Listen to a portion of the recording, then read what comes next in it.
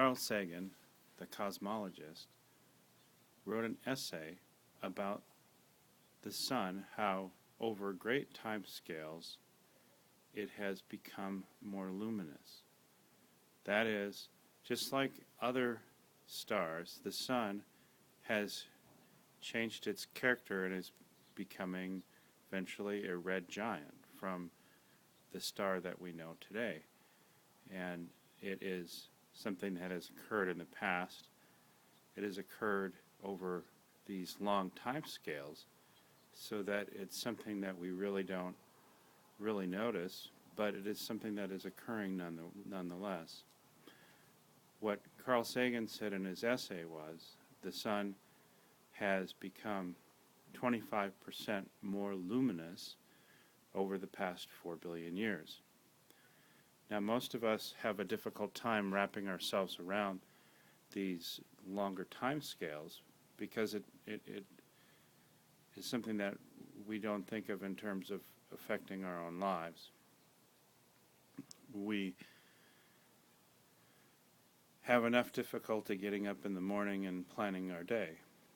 But if you look back in time and stop looking at time in more human terms, but look at time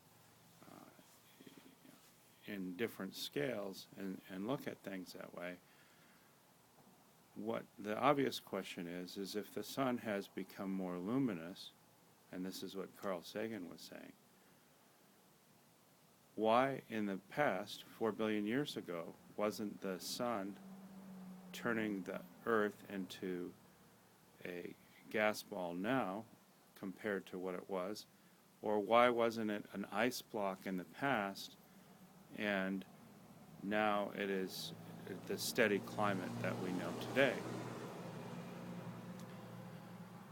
Carl Sagan's question really is fascinating because there is more recent evidence that the Earth in fact was very similar to what it is today, even on huge time scales going back to when we thought life first formed, billions of years ago.